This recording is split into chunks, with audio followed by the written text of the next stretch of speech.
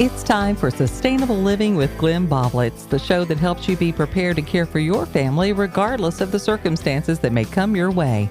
Now, here's your host for today, Mark Lamb. Back with Glenn Boblitz, Sustainable Living Made Easy. And, you know, Glenn, I never know what you're going to come to the table with. So what did you bring to our table today? Well, just looking ahead for your gardens. We've had a couple years of drought. It seems like June, July, pretty dry for us. So just, thinking ahead and getting water to the garden. Okay.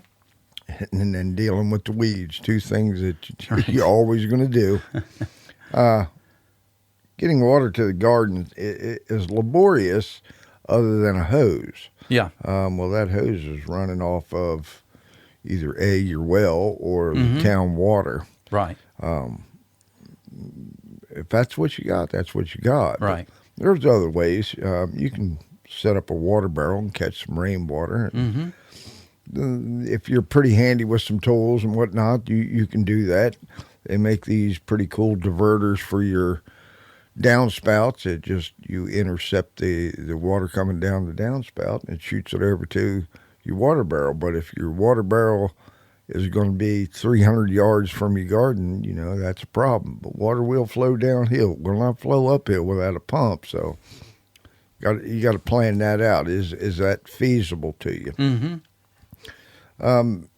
If you fill up a water barrel, don't think you're going to move it unless you have a tractor. This is true.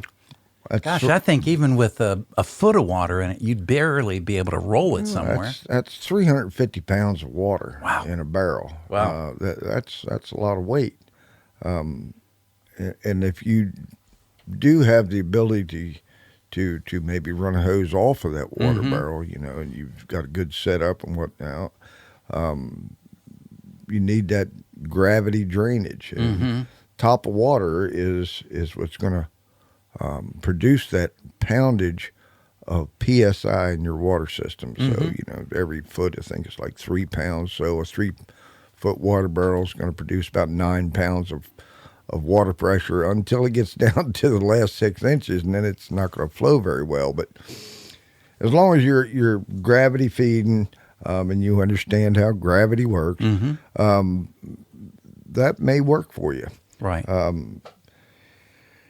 There's a lot of water that comes off a roof, Oh my just gosh, an eighth inch of water would fill up several barrels. And there's so many good websites and things now about water barrels and how to build them. Back even 5 or 6 years ago, you'd be lucky to find a little example of that. Well, now people are getting into the gardening a little more and trying to conserve water. So you can find these things. I don't have to sit and explain how to build a water barrel because there's a million ways to do it. And they're easily fitted by these hoses. You can get almost everything you need at the local hardware store and just put one of these things together, and that'll save you a bunch. The other one is just carrying water. I just told you that a barrel is 350 pounds. You're not going to carry the barrel, so a bucket, you can bucket the water. Right. There's watering cans that you can get, and that's another thing. Watering cans are expensive now. Good ones. Right. The old style that you seen on Granny's porch, with the little spout Right. and a little sprinkler head on it, Yep. Them things are $50 to $100 Really? now. Oh, my Yes, they are. gosh. For the metal ones, of course. Yeah. Now, you can buy the little cheap Chinese plastic ones, and if you buy one, you should buy 3 because 2's going to break before the season's out. Right.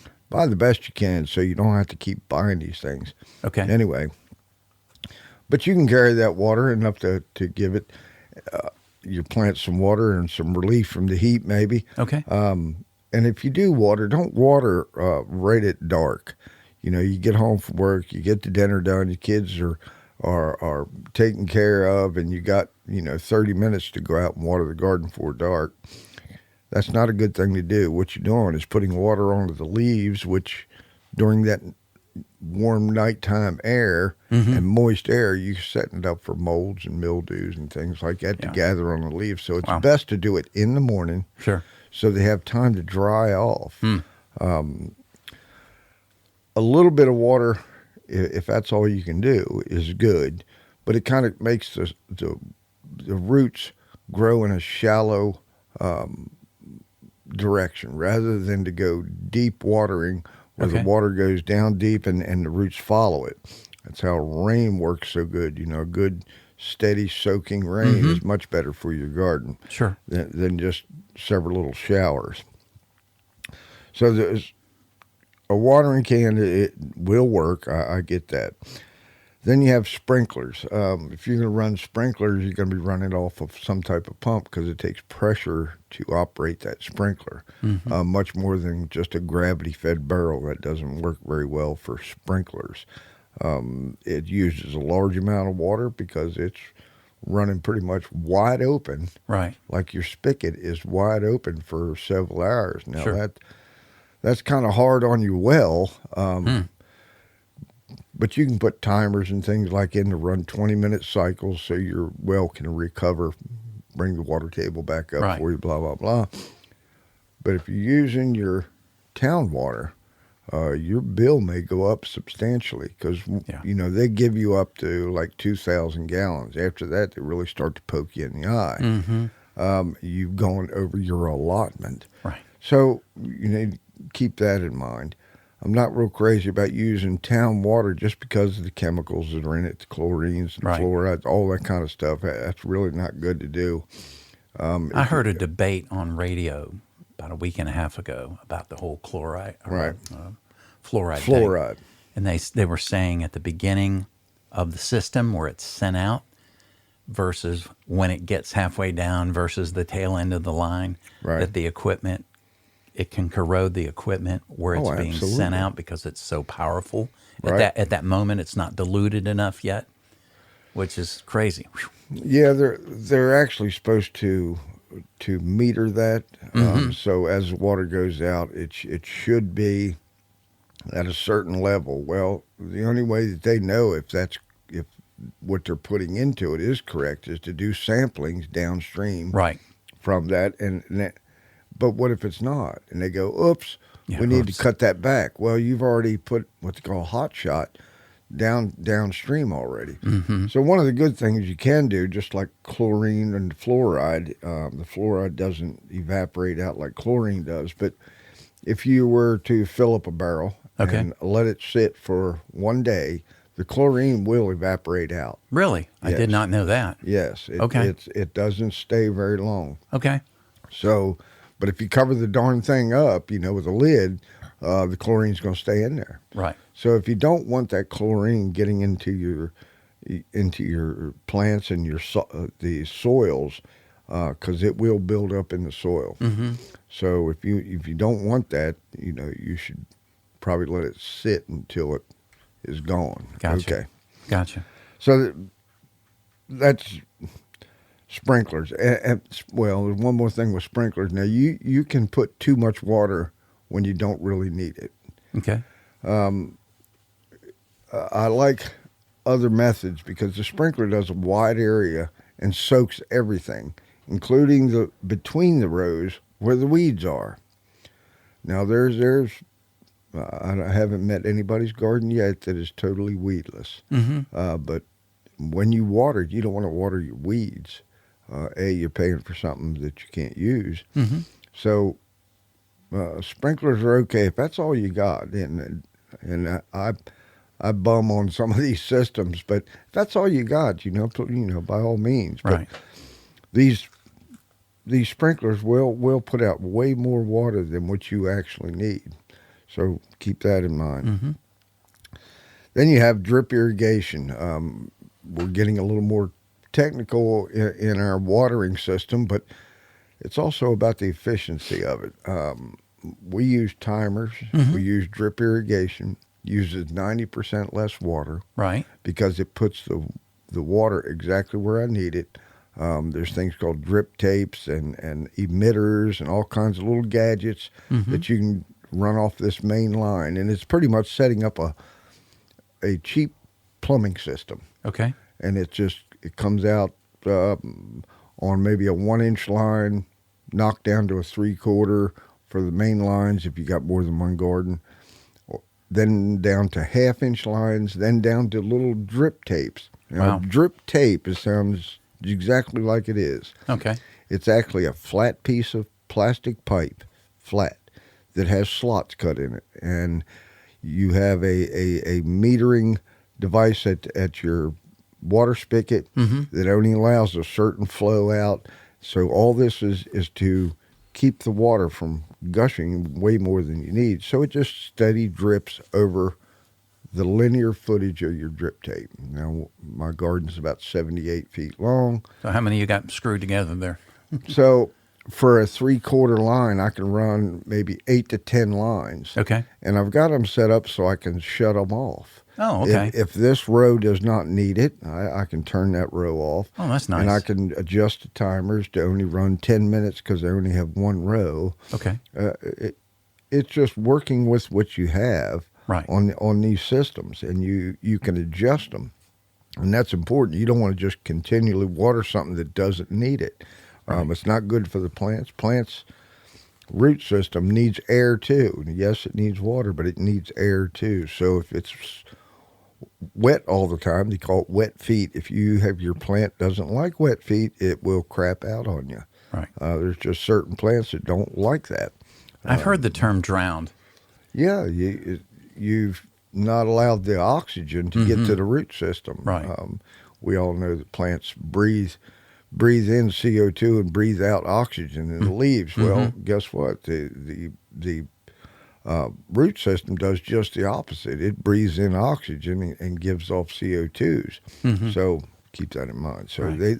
that's why your soil needs to be fairly light. Okay. Clay soils tend not to allow that transfer of oxygen. Some of these neti pots that you see, if you have a container garden, the neti pot actually allows a good transfer of oxygen into the root zone. A neti pot is a fibrous basket. The only problem with those is they allow water evaporation also, so they use a little more water. Okay. But that's container gardening. And I hear the word neti pot, for the people that are trying to flush their, Oh, yeah. for a cold. Isn't that the same word? It's the same word, Yeah, yeah. little neti pots, Yeah. but it's funny. it's just a cloth basket or Gotcha. a cloth container is all the Understood. neti pots are. All right. And there's also neti pots for aeroponic systems. So everybody kind of likes that word. I think it's just a cool word. But Rainflow, there's a company called Rainflow, and Okay. they have everything you need for a drip irrigation system. Right. They have a really good website, and it shows you examples of how your garden can be set up and all the little goodies. Okay. And it doesn't cost that much. Now, granted, they're all made with plastic parts, but most of it's UV stable, and I've been running the same system, drip irrigation system, for about 8 years on these plastic parts. So, so if you do have to tear it down, it's not like having something that's hard piped in, underground stuff. All this is done on top of the ground. It's easy to Okay. do. You can do it. You can do it with a pair of scissors. Just about the whole thing can be done with a pair of scissors. Huh. Interesting. All the fittings are compression fittings. You just slide the pipe on, tighten the little nut with your finger. It's got a little finger knurled fitting, so it's very easy to do. So, and saves you 90% of your water. Man alive. Yeah, so that's a smart thing. Sure.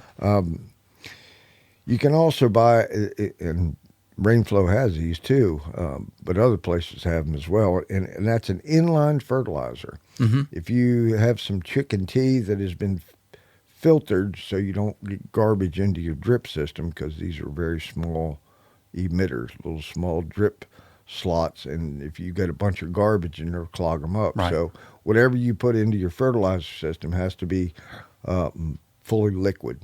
Okay. So we use chicken tea. You fill it up with a concentrate, and that will last about 3 days worth of watering. And it just puts a very tiny amount of fertilizer, mixes it with the water. Okay.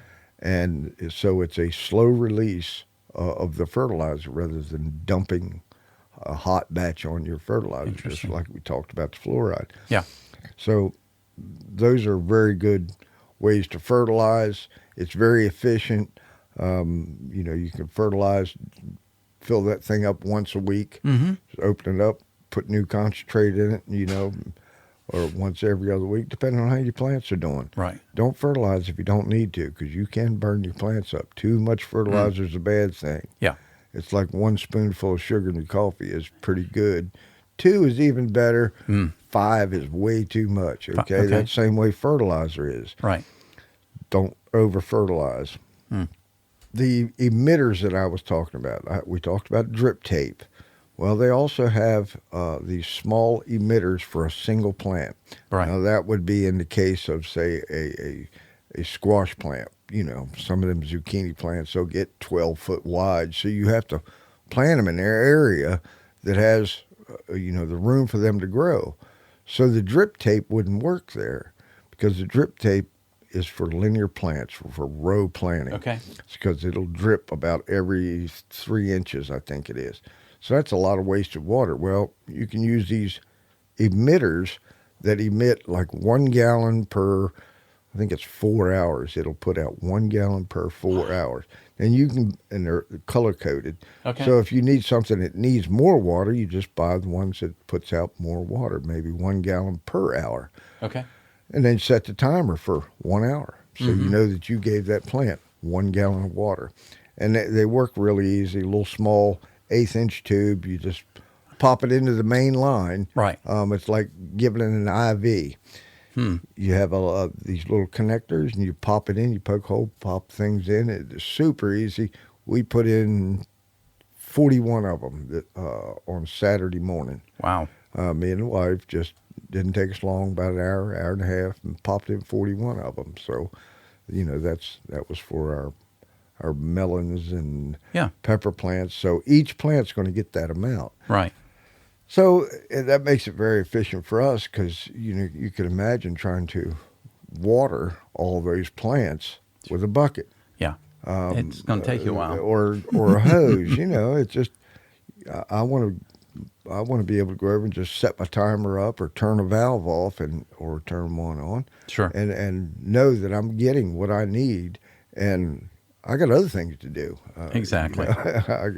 That's a you're whole absolutely list. right. Anybody out there have like a free Saturday ever? I don't. It always seems to get filled up, doesn't it? Yeah, by somebody else too. Right, That doesn't exactly. help me. I had a little project going, and it was going along fairly well until my wife showed up. Could you do this? Could you do that? Could you fix this? Could you fix that? And she hit me twice in a row, and I was like, wow, that's a record. She says, what's a record? 2 whole minutes before you brought me another project in the middle of mine. But guess what? That's the sweetest woman there was. And what did Glenn do? He went and fixed her little took project. care of business. That's right. And ended up with a real good dinner anyway. There you go. So I understand the principle here. We talked about your planters. Some people don't have these gardens, and I understand that. And we talk gardens a lot when, someone's living in an apartment or whatever. You can use just a bucket instead of a whole barrel. Okay. You can actually use a bucket. Set that thing up on cinder blocks or set it on top of a little 3-foot ladder. That gives you elevation. And you can still hook up one of these irrigation systems. Okay. All right. So people that sit things on patios, the patio concrete gets warm. Right. And tends to evaporate more water than someone that has their garden. So you have to keep that in mind. You go, gosh, I just watered this thing yesterday and it's crapped out. So if your deck or your driveway, asphalt's terrible because it really it just reflects the heat. Yeah. So you could set up one of these automatic systems, and again, if it's just a 5-gallon bucket with a rain barrel, you fill the bucket up when the bucket is empty. You've put out 5 gallons of water, and didn't have to stand there and water all your little plants on your garden. And you could have pretty much a jungle on your apartment patio. Right. You just have to set it up for it. Seen a few of those. Yeah, and they look pretty cool. Yeah. So, the hanging baskets and all that kind of stuff, yeah, that's a good thing. If that's what you have, Yeah. make do. Mm-hmm. So whatever plant that you have, it should always have water. You don't want to stress these plants out.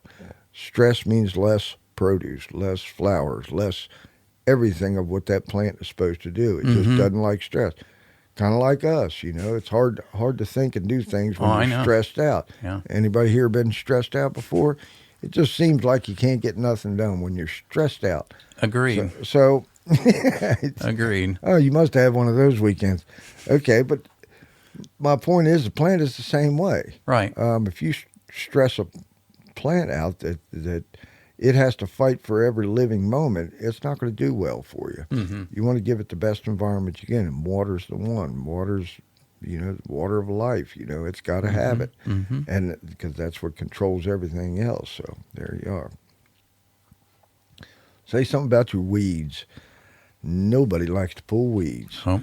Well, if you have a garden and you have a row between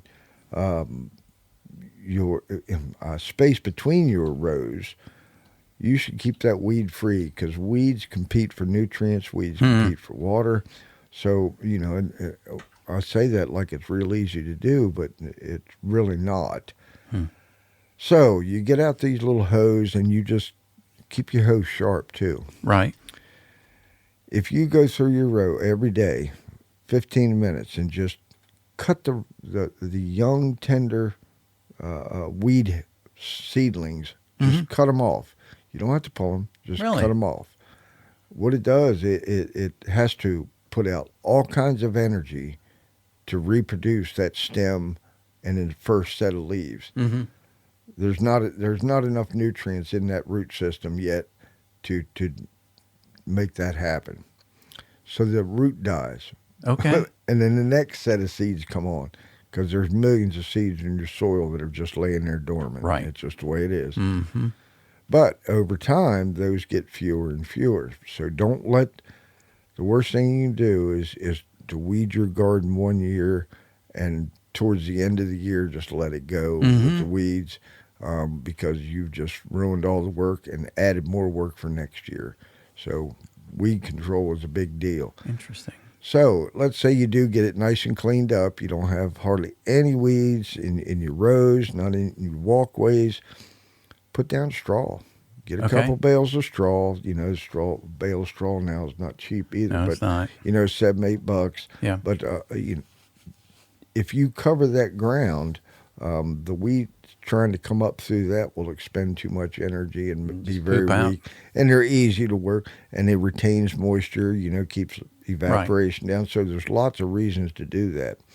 Second thing is if you have a good compost pile, if you have a green thumbs, you should start composting. Okay. Everything green goes in one pile. Mm-hmm. Then when that turns all brown and gets kind of rotten looking, you move it over to the second pile because you want to aerate this. Okay. And you just keep doing that. So you end up with 3 piles of compost.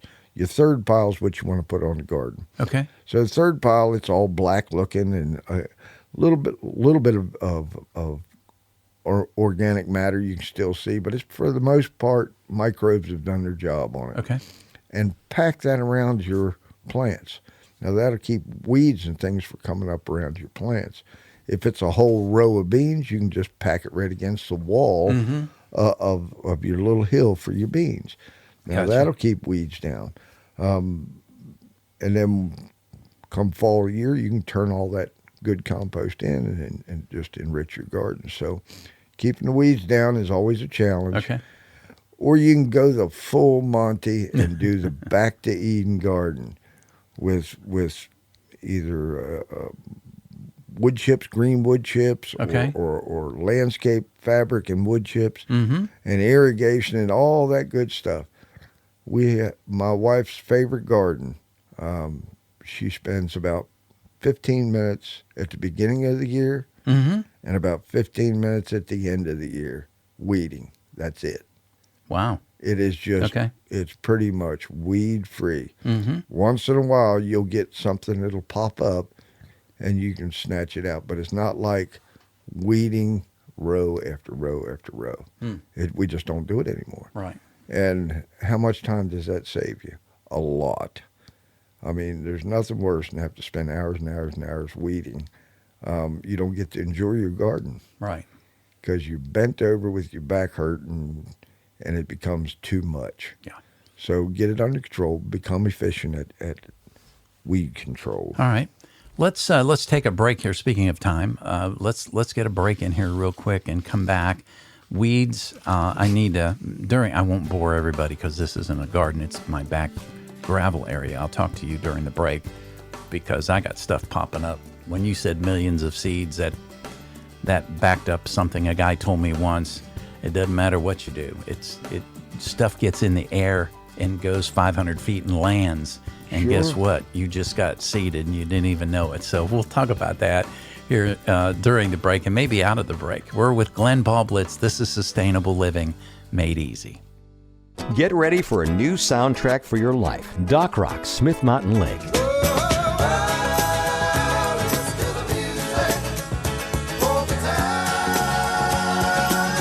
It's music that'll take away your troubles for a while. That's what I'm talking about! Wake up with Janet and Mark on the Morning Jam. They'll keep you informed and encouraged, and we all need more of that. You say jam? You're invited to be a part of the Doc Rock family, your feel-good station. Doc Rock, Smith Mountain Lake. We're back with more Sustainable Living with Glenn Ballblitz. Be sure to look for Sustainable Living on Facebook for even more information and follow-up conversations with other members. Now, here's your host, Mark Lamb. Well, Glenn, we were talking about weeds and how stuff can get up in the air and literally go across town if it gets in the right wind stream and land in your yard, and all of a sudden because there's stuff in the air. Oh, man. Well, God designed it that way. Yeah. If you look at a dandelion, it's all pretty and yellow one day. Next thing is throwing little parachute troopers at you, and there it goes floating over. Right. And hopefully it's floating towards the neighbor's yard, not your own. But that's just the way it was designed. What about weed killer? You just don't want to be using that stuff around your plants, right? I just don't like weed killer because it is, the glyphosate thing, crap in, crap out. And Right. if it's in your soil, even if it's airborne, you're going to end up with it in your body. Okay. Fair enough. I'd rather put sweat equity into pulling weeds than I would Understood. spraying. Yeah. In my gardens anyway. If you got a little gravel driveway and you want to spray some weed, that's fine. That's not a problem. I'm just talking about my food source. Pretty much the whole reason that I started gardening seriously as an adult was A, nutrition, B, safety. Okay. I knew about all this glyphosate stuff, 20, 30 years ago, and knew that it was bad stuff. Mm-hmm. So I just don't want it. Gotcha. And then the organic craze started, and everybody figured out that the glyphosates and sprays and things in our food and water was really bad. So they come up with the organics, and everybody went nuts on it. And then they found out that it's almost impossible to be totally organic. So they started changing terms around, changed the names to protect the innocent or whatever they did. But it like climate control used to be global warming. Yeah. We don't want to go there. Yeah. Same thing. It's just, they switched the words around to meet their cause. Sure. But regardless of that, when it comes down to it, I don't want the chemicals. That's why I don't buy, much produce anywhere but my garden or someone I know that is not doing that. Yeah. And there are some people at the farmers markets that say, I understand, Glenn. I don't do it either. I don't put the chemical fertilizers. I don't put the pesticides. And I go, okay, I like your peppers then, But some people will tell you, oh, no, we don't do that, when really they do. Yeah. So you really need to know where your food's coming from and how safe it is. So Sure. Your body can only take so much poison, and it's going to cost you. Yeah. Cost you. All right, so like bugs and things like that. Bugs tend not to invade plants that are healthy. So if you've drowned it and stressed your plant out, Right. the bugs know it. They go, that's a weak plant, and they attack the weak. It's nature. That's what it does. Survival of the fittest, Right. even in the plant world. You're gonna have bug bites on certain things. Just just figure it out. But there's ways to get rid of the bugs, like potato bugs. It's not a real sexy way, but you smash them. Go wash your hands afterwards, because Right. it's going to be all bug guts all over you. But Right. it ain't that bad. And if you're a little more squeamish, you can just take a jar with a little gas or turpentine in it and knock them into the jar, because they roll up in a little ball and roll to the ground. That's their escape method. Sure. So use that escape method to your advantage. Just let them roll right into the jar. And keep on top of it. Do a walkthrough. Do a walkabout every day in your garden, so you know what's going on. Some people will use the 7 Dust. That has some paramecium. Is it paramecium or paramecium? Both are correct, I believe. Okay. It's actually a daisy. Okay. The paramecium daisy. It's pretty poisonous to bugs. I see. And they don't like it. And you can actually make your own if you can grow paramecium daisies. Guess what? They are the hardest things to find anymore. Interesting. Every farm used to have them. Okay. And you would rub them on your hands and stuff them up under your hat, and the bugs would just stay away from you all day. How about that? This is how the farmer kept flies and bugs off of them. Okay. They would boil them and do a wipe down on their cattle and horses. Right. And it kept the bugs away. And I called it a poison. It's more like a deterrent. They just don't like the smell of it. Okay. Very pungent smell, but Right. at any rate, that's paramecium. And some of that is in 7 Dust, and I think now 7 Dust has some other stuff in it that I don't like. Right. Regardless of that. Then they have these sticky carbs, and that's for the thrifts, leaf miners, little small no-seeing bugs that you see or you don't see. Yes. Yeah. And what it has is a sticky glue on it. Now, yellow is what's in the center of most flowers. There's the pistil and the stamen and the pollen, and that's where the bugs are going for. But remember, your bees are bugs too. So It's true. So it's a trade-off. If you put them out there and you start to see a few bees stuck to it, Right. You probably want to stop. But the card is not sticky enough to really catch a bee unless he falls over on his back and his wings get stuck. Right. They get it on their feet and they go, okay, I'm going to stay away from that one. But the little thrips, it's like that movie Bug Life where they're, I can't help it because it's a certain color that they're just headed for. Now, to a bug, that looks like a white light to them. That yellow is actually reflecting back blue, and that's what they're after, and they go straight for it. Now, I hang these things mostly in my fruit trees during the thrip season. When the thrips are coming out, we hang these things, and it doesn't take but about 3 days, and the whole thing is just absolutely coated in these thrips. That keeps me from having to spray my trees, which we don't like to do.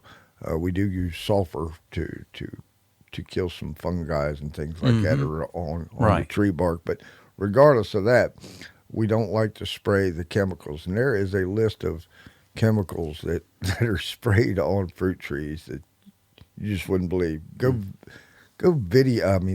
Pull up a video of fruit tree spraying. Right. And watch these guys on a tractor just absolutely just drenching these trees in the chemicals.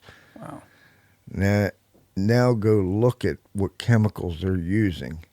That is so bad. I feel bad for the guy on the tractor. Okay. All right. That's not good. Yeah, it's not good. He's all proud that he's making, $15 an hour, but he's getting soaked with something nasty at any rate. Sounds like he's not Yeah. Yeah. So that's just some of the things that we were talking about as far as the watering part and some bugs and whatnot. So your garden is getting ready to be planted, or you probably got ahead of schedule and planted something, and you may have gotten away with it. Mm-hmm. We are subject to still get one or two more frosts. Okay. Now, you can take your chances and plant stuff, and I did. Right. This weekend I planted some corn and some cowpeas. Okay. So, but I didn't go crazy. Mm-hmm. I did not plant everything I wanted to plant because certain things just don't do well Right. until the ground is warm. As bad as seeds, as bad as the cost of seeds is nowadays, you don't want to waste them. I mean, if you bought a package of squash seeds, you may have got 6 seeds. Used to be 25, 30 seeds in there, you know, a quarter ounce. Yeah. Not anymore, but yet it still costs the same, shrinkflation. So you don't want to be wasting that. Yeah. I want to encourage people to start doing heirloom, much more heirloom, learning to save the seeds, those kind of things, because world's getting a little crazy, folks. Yeah. I mean, you all see it. I don't have to tell you how bad it is. I want to ask you a technical question real quick about the seeds. Yep. Are you okay to keep them in a baggie, or would it be better in a paper envelope? Which is Actually, a paper envelope will dry your seeds out. okay? So a baggie, But you can put them in a paper envelope because that's convenient. right? And put it in a jar. That's how we do it. It's just easier. Right. The plastic bag can get pinholes and things. The Right. jar's not going to get a pinhole. Sure. And it's got a nice little seal. And you can see what you have. So And the only reason I ask is, you know, that cross. I don't know what leach does a plastic bag leach anything into the seed?